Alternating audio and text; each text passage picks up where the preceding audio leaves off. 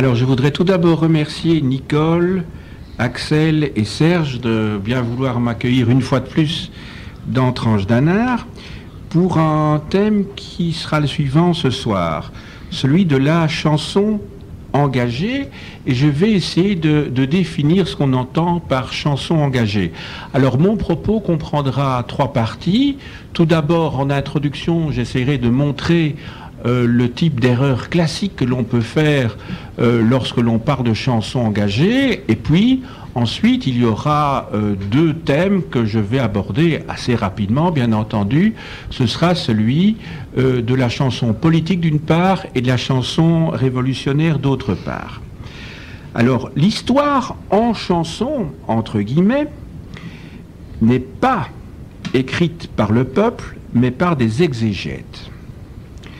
Alors, le temps des cerises que nous venons d'entendre me semble un cas de figure assez emblématique de ce que je viens de dire. En effet, le temps des cerises est considéré comme un chant de la Commune, donc remontant à 1871. Alors qu'en fait, ce chant a été écrit 5 ans plus tôt, en 1867. Alors vous voyez qu'il y a déjà un anachronisme et que ça pose problème. Alors, quelles sont les causes vraisemblables de cette erreur? Alors, tout d'abord, il me semble qu'il y en a deux. La première, tout d'abord, c'est que la chanson a été dédicacée par Jean-Baptiste Clément, beaucoup plus tard d'ailleurs, à la citoyenne Louise. Alors, on a tout de suite pensé, évidemment, à Louise Michel, citoyenne ambulancière. Et deuxième élément, phénomène évidemment, épisode qui renvoyait immédiatement à la Commune. Et deuxième cause possible, c'est que Jean-Baptiste Clément lui-même était rédacteur au Cri du Peuple, journal de Jules Vallès, et donc c'est vraisemblablement l'association de ces deux éléments, donc de ces dédicaces et d'autre part du statut de journaliste de Jean-Baptiste Clément, qui a écrit donc dans un journal au moment de la Commune, qui vraisemblablement a fait que le temps des cerises est devenu le chant type qui fait référence donc à la Commune. Mais ce qui est significatif, c'est qu'en 1871, le temps des cerises n'a pas été vécu comme une chanson de la Commune. Donc ça me semble assez intéressant à noter. Alors on va d'abord aborder maintenant le phénomène de la chanson politique avant d'aborder le phénomène de la chanson révolutionnaire. Alors je vais classer la chanson politique en 3 catégories. Alors tout d'abord on pourrait dire, mais là je veux écarter cette hypothèse d'emblée, pour qu'évidemment on ne tourne pas évidemment autour du pot, c'est qu'on pourrait dire tout simplement c'est que toutes les chansons sont politiques, ce qui n'est pas faux, évidemment. Mais là je ne vois pas très bien comment on pourrait avancer dans mon essai de définition.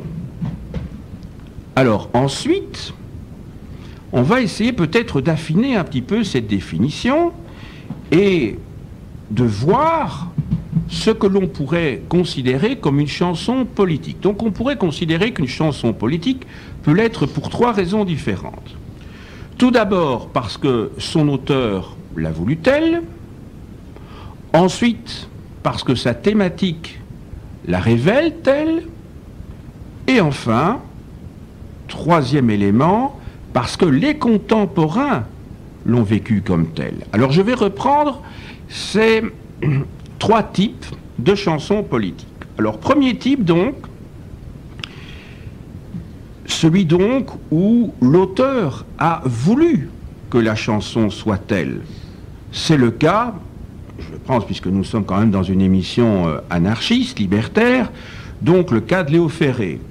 Et beaucoup de les chansons de Léo Ferré ont été conçues très clairement par lui comme des manifestations politiques. Deuxième type, donc, de chanson, lorsque la thématique révèle la chanson comme politique. Alors je vais reprendre le cas de Léo Ferré. Quand on prend les temps difficiles, les chansons que vous connaissez certainement, on voit d'une part qu'il y fait référence à la réalité politique et sociale. En particulier, il fait référence à l'Algérie, au phénomène de la torture à cette époque-là, donc au début des années 60. La dénonciation politique est donc transparente. Alors de plus, deuxième élément, les procédés métaphoriques y sont nombreux. Alors je ne prendrai qu'un exemple, un passage, donc 4 vers, tiré donc des temps difficiles de Léo Ferré. Quand on n'a pas les mêmes idées, on se les refile, c'est régulier. Donne-moi ta part, mon petit Youssef, sinon je te branche sur l'EDF. Donc là, je crois que le doute n'est pas permis, on a compris de quoi il s'agissait. Alors, troisième type de chansons politiques. Ce sont les chansons qui sont vécues comme politiques parce qu'elles ont joué un rôle politique effectif. Autrement dit, les chansons ont joué le rôle d'étendard, de signe lors de certains événements. Alors, je ne vais pas commenter, évidemment, les 2 chants qui viennent de tout de suite à l'esprit, c'est évidemment la Marseillaise, l'Internationale. Je vais évidemment pas, dans cette émission-ci, vous faire l'injure de les passer, hein, vous les connaissez, et je ne vais pas les commenter tout de suite. Bref, les chansons du 3e type, ou de 3e type, sont pour l'historien un témoignage direct d'un moment politique et de l'idéologie qui lui est associée. J'ai dit que j'allais pas m'étendre, bien entendu, sur la Marseillaise. Alors on ne va pas l'entendre, ce serait évidemment faire injure aux auditeurs ici. Bien entendu. Mais je crois que, en tant que phénomène historique, ça vaut quand même la peine de l'évoquer. Alors, Louise Michel, que tout le monde connaît, je suppose, donc cette institutrice qui a joué un rôle important pendant la Commune, anarchiste bien entendu, a écrit en juillet 1870, donc avant la Commune, c'est-à-dire au moment de la déclaration de guerre de la France contre l'Allemagne, puisque Bismarck avait entraîné Napoléon III dans cette guerre absurde, Louise Michel écrit ceci. L'Empire alors entonna la Marseillaise. Les masses se mirent debout, inconscientes, elles chantaient, croyant qu'avec la Marseillaise, elles auraient la liberté. Des mouchards et des imbéciles hurlaient « À Berlin! À Berlin !»« À Berlin !» répétaient les naïfs, s'imaginant qu'ils iraient là en chantant le Rhin allemand. Mais cette fois, il ne tint pas dans notre verre, et ce fut notre sang où se marquèrent les pieds des chevaux. Alors on connaît la suite des événements, bien sûr. Napoléon se fait enfermer à Sedan. MacMahon va être également défait. Également la trahison, entre guillemets, de Bazaine. Ensuite, il y a la Commune, de mars à mai-juin 1871. Ensuite, Thiers reprend les affaires. La bourgeoisie est au pouvoir, et cette une bourgeoisie, donc un pouvoir très conservateur, se met en place. Autre exemple de chanson qui me semble importante pour la même époque.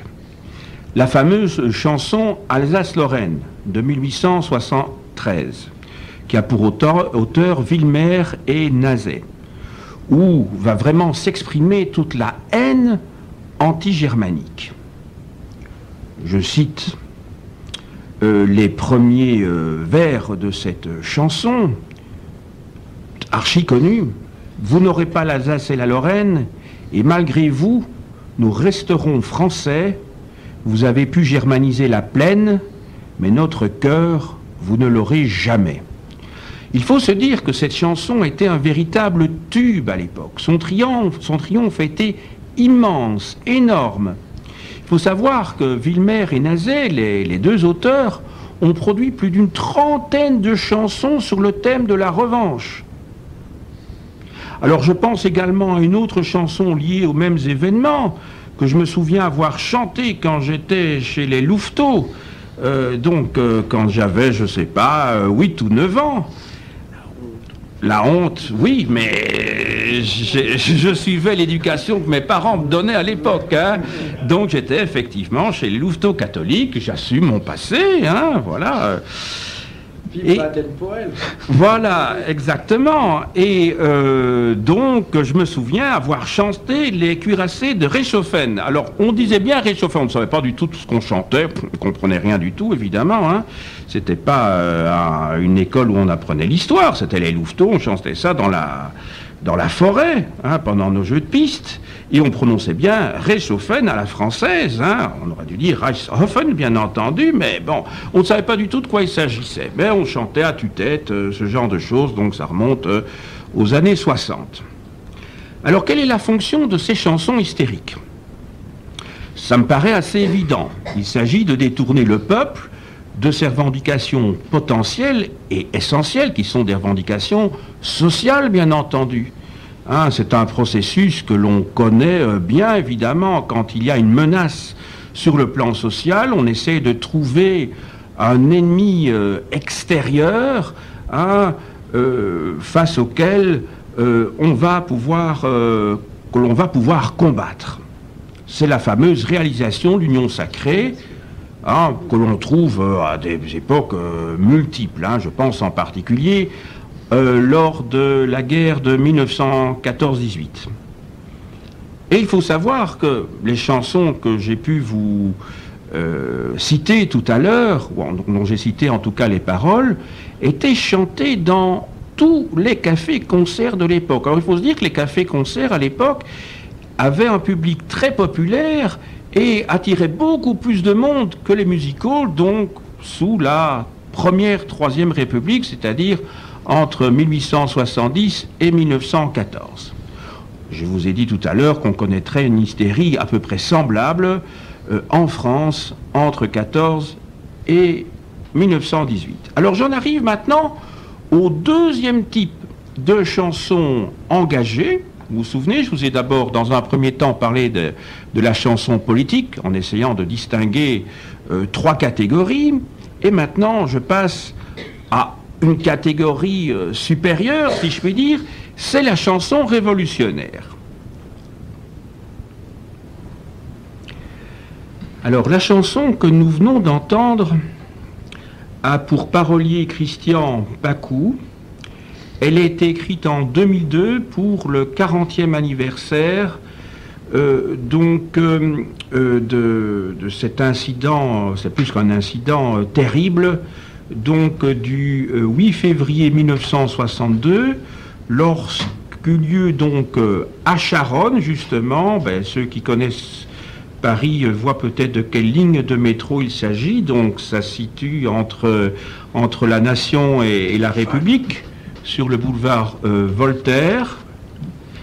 Cette manifestation faisait suite à un attentat de l'OAS, donc, et cette manifestation a hélas conduit à la mort de 9 personnes. Voilà. Alors, si j'ai passé cette chanson, c'est simplement pour vous faire remarquer que contrairement à ce que l'on pourrait croire, cette chanson que je trouve très belle ici, a été écrite donc bien après les événements. C'est le cas de beaucoup de chansons, d'ailleurs, concernant la guerre d'Algérie, qui ont été écrites à cette époque-là, mais qui n'ont pas été chantées dans les manifestations. Je pense en particulier aux déserteurs de Boris Vian.